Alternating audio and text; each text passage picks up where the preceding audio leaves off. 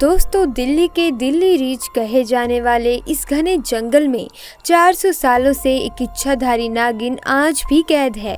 एक विशाल बरगद के पेड़ पर वे नागिन आज भी अपने बदले का इंतजार कर रही है और नागिन का गुस्सा इतना बुरा होता है कि वे अपने बदले को पूरा लिए बगैर चैन से नहीं बैठती। ऐसा ही कुछ दिल्ली के इस जंगल में देखने को मिला।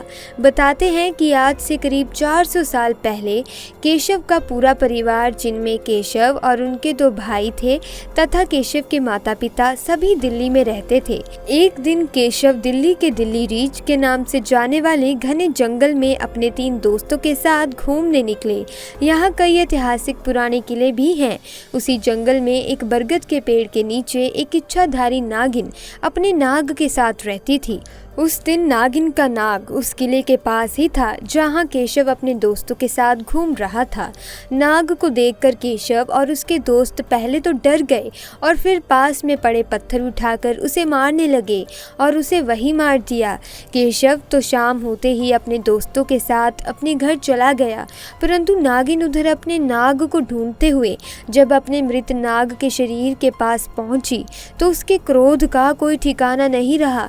कहते हैं नागिन मरे नाग की आंखों में देखकर उसके कातिल का पता लगा लेती है। नागिन को केशव और उसके दोस्तों के चेहरे अपने नाग की आंखों में साफ साफ दिखाई दे रहे थे।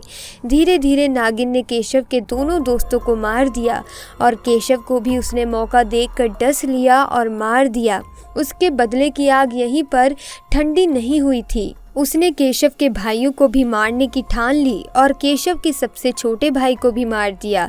अपने दोनों बेटों की मौत पर केशव के माता पिता बहुत डर गए, क्योंकि अब उनकी एक ही संतान बची थी और सांप के द्वारा अपने दोनों बेटों की मौत से ये तो समझ गए थे कि कोई सांप उनके परिवार को ख़त्म करना चाहता है। उस समय एक शंकर बाबा नाम का सपेरा बहुत ही ख्याति पाए हुए था। उसे कई वेदों विद्याओं का ज्ञान था। केशव के माता पिता अपने बेटे को उस बाबा के पास ले गए और पूरी बात बताई। शंकर बाबा ने अपनी विद्या द्वारा पता लगाकर ये बोले कि तुम्हारे बेटे केशव ने एक नाग को मारा था। अब उस नाग की नागिन तुम्हारे वंश को खत्म करने पर तुली हुई है। अगर तुम अपने बेटों की जान बचाना चाहते हो तो मेरे साथ तुम्हें एक काम करना पड़ेगा। तो इसके बाद वे बाबा उन्हें वही बरगद के पेड़ के पास ले गए जहाँ वे नागिन रहती थी। बाबा ने केशव के भाई को उस बरगद के पेड़ के पास बैठाया और महामृत्युंजय मंत्र का जाप करने को कहा और खुद नागिन के इंतजार में झाड़ियों में छिप गया। जैसे ही नागिन केशव के भाई को मारने के लिए आगे आई, बाबा ने तुरंत गरुड़ मंत्र का जाप करते हुए उस नागिन को बरगद के पेड़ में ही कैद कर दिया। इस प्रकार केशव के भाई की जान बच गई। कहते हैं आज भी वे नागिन उस बरगद के पेड़ में कैद है और दिल्ली के घने जंगल दिल्ली रीच में आज भी उस नागिन के चिल्लाने की आवाजें आती हैं। दिन हो या रात, कोई भी इस घने जंगल में जाने की हिम्मत नहीं करता। तो दोस्तों, अगर वीडियो पसंद आई, वीडियो को लाइक कीजिए, चैनल को सब्सक्राइब कीजिए। मिलेंगे अगली वीडियो में। आपका बहुत बहुत धन्यवाद।